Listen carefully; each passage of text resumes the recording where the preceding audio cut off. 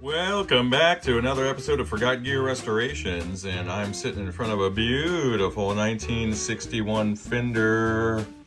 What? Showman. Did I actually forget what I was working on? Yeah, for a minute. I didn't sleep that well. Today, we're gonna replace the power cord. Yes, obviously, yes, I did cut that. We're also gonna unscrew this bias board. Now, this does, if you recall, this does have an aftermarket, I'm talking about car stuff, this does have an aftermarket power transformer. And then if you look at the 6G14 and 6G14A bias arrangement, and then compare it with this one, you'll notice a couple of differences. All right, so I think we should be getting between 50 and 70 raw AC volts out of this bias tap here. It should enter this diode on the cathode end, and then it should hit the first filter right here, which has the cathode end away from ground, because we're getting negative voltage out of this circuit here. And then we'll have a voltage divider here. This should be 10K. This should be between like 82K or 56K and 100K depending. That'll be a voltage divider. Then on the output of that, we'll have an additional stage of filtration. And then, boom, right here. And this will find its way over to the bias feed resistors. So was this additional resistor placed here because the raw voltage is a little too high? Well, I'm not certain. But you can see here that he took this 10K resistor out of the equation by jumping with a bit of bus wire or a bit of a snipped lead. So we'll find out what's up. And then essentially, he just put these two filtration stages right in parallel for one. But we're probably going to undo that and go back to the older school method. And I was considering last night, I was looking at this little guy here, and I was thinking to myself, I bet we can certainly remove him at this point. We could certainly do that. And then the same thing over here. We can certainly do something with that little dude. But are we? No, we're not. As a matter of fact, we're not even gonna rearrange the little grid stoppers here. We're not even gonna do that. Why? Well, why would we? These amps sound the way they do because of the way they're constructed. Materials and methods. So if you want something that sounds more akin to a blackface amp, then you buy a blackface amp. This is not an amp that you would typically modify for that particular sound. So let's just pay our respects to the guys who put this together back in the day and the dudes that were playing the music that was inspired by it, and bring her back to the way she used to be. However, I may do this for the owner. I may install an adjustable bias circuit so he can experiment with tubes, and so maybe the next tech who jumps in to do a bias job on this thing can have an easier job, and they'll save a few bucks. All right, we're back inside of this 61 Showman. And I've wired up the primary, the hot neutral anyway. And I'm about to get that chassis solder joint going for the ground. I'm going to reappropriate the old, this little pool of solder that was being used for the other end of the death cap for that purpose. It's right there where the power cord enters, and that's exactly where it needs to be. So we'll get that going, and then we'll turn our attention to this bias circuit. So I have my the beautiful Hakko that I use for chassis joints. They're set up, and I'm using one of the functions of the 1655 here, the BK. This will control an outlet specifically for, or dedicated to a soldering iron or soldering iron. So cranking it up gives it full wall voltage. This little guy will be warmed up and ready to go in under a minute, and it takes about 6 seconds. I mean, not even Mississippi seconds to complete a beautiful joint. Let me get you guys down on the shot. I've got the Agilent up there, all warmed up, ready to go. We have the new quad of matched 6L6s there, ready to go. We have the solder joint there, completed. Now all we've left to do is do an initial power up. And spoiler alert, I've done this off camera, so there's no smoke and flames.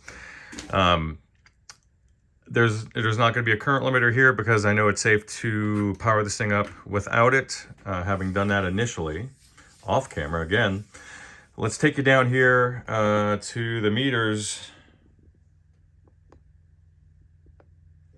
and we'll take a look. Okay, so current limiter is off, power is on. Let me do it this way. There we go. So when these are initializing, you want to make sure that under the plate voltage it says Pro 1. Sometimes when you have one on each bank on the push-pull, you're going to get one that boots up without it. So you just, or if you have it on a current limiter, it's going to glitch like that as well.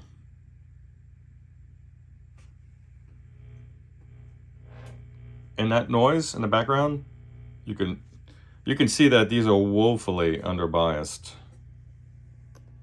But listen. So that's what we're dealing with, so don't fret.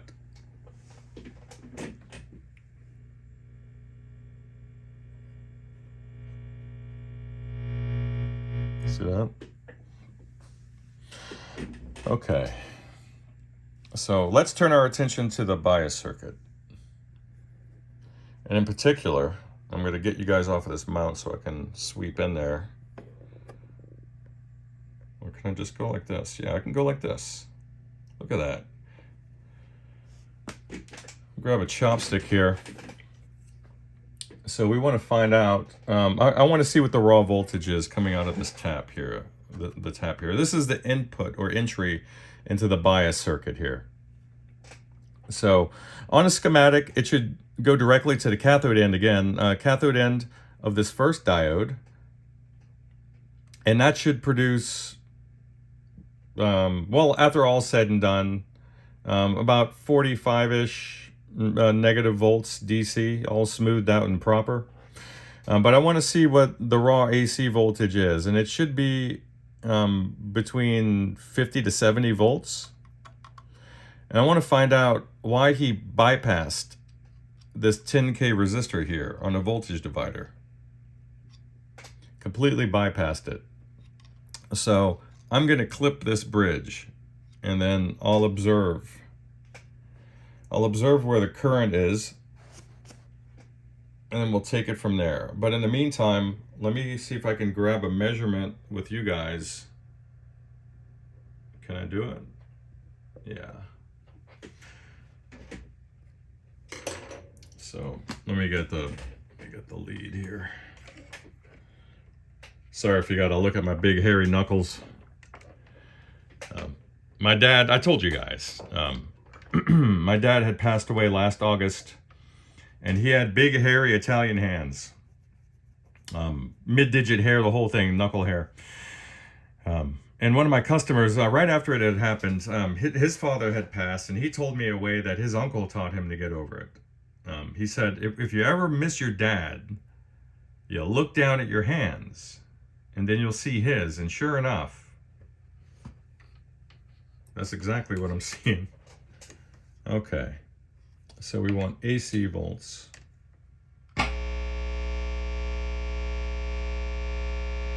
So that's quite a bit. And that would explain why he put this 10K resistor right at the entry of that tap before it hits the diode.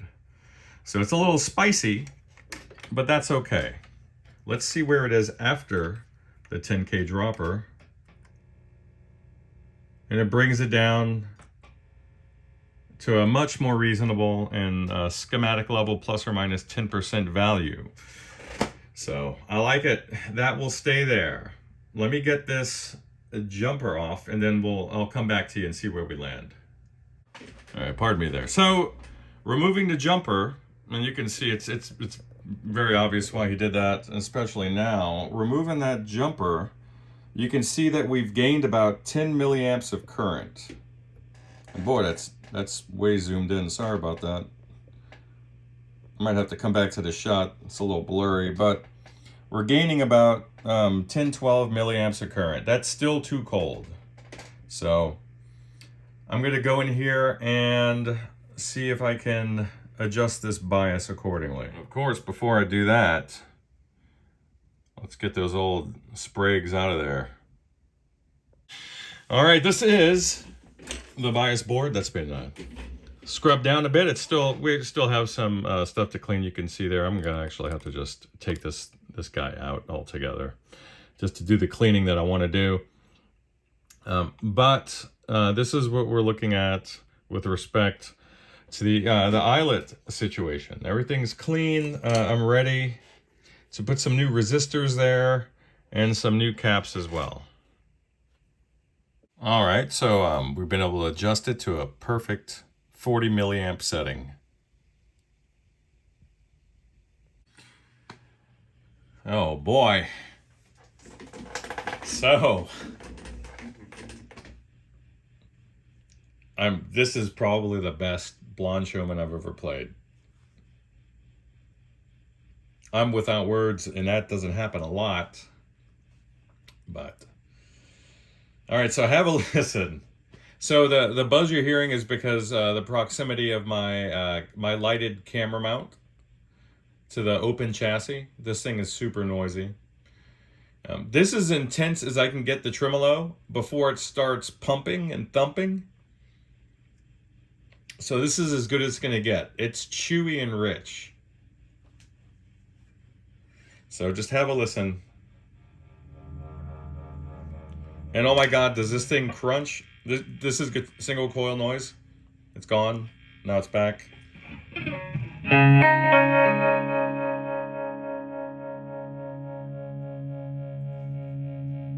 Switch positions.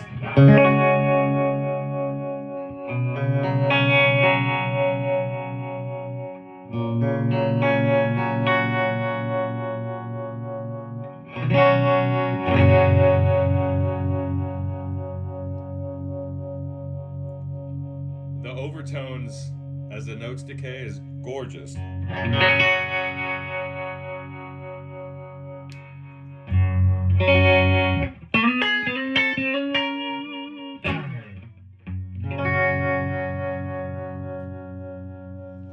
It's punishingly loud right now.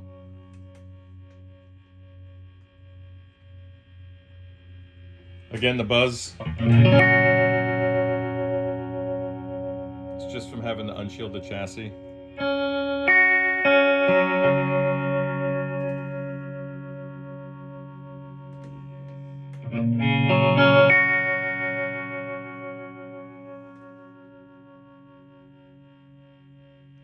And all the way down.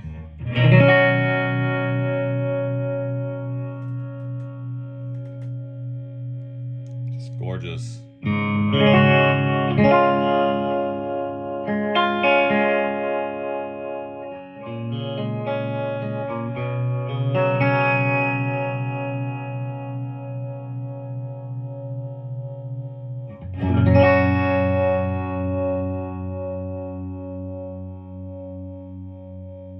Ah, beautiful.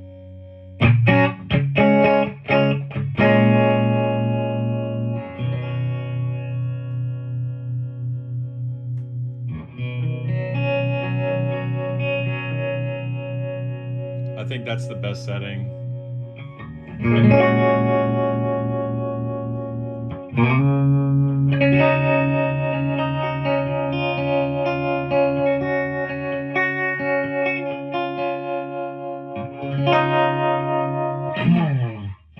All right, so I'm just gonna switch to a PAF humbucker in the bridge.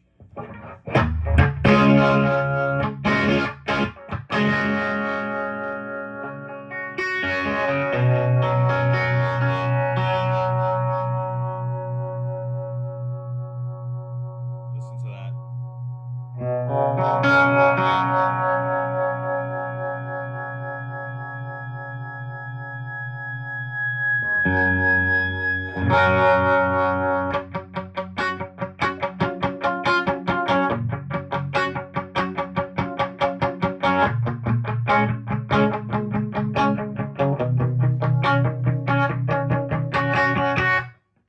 It's beautiful.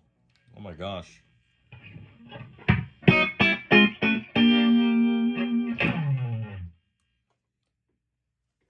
Mel, what an amp. I can see why you're so fond of it. It's gorgeous. And the juicy normal channel, it's just not going to come across because the volume's so loud. The mic will clip and compress. That's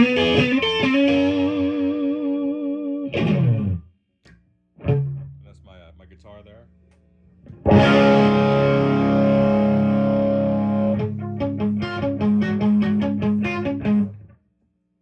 This is the amp on 10.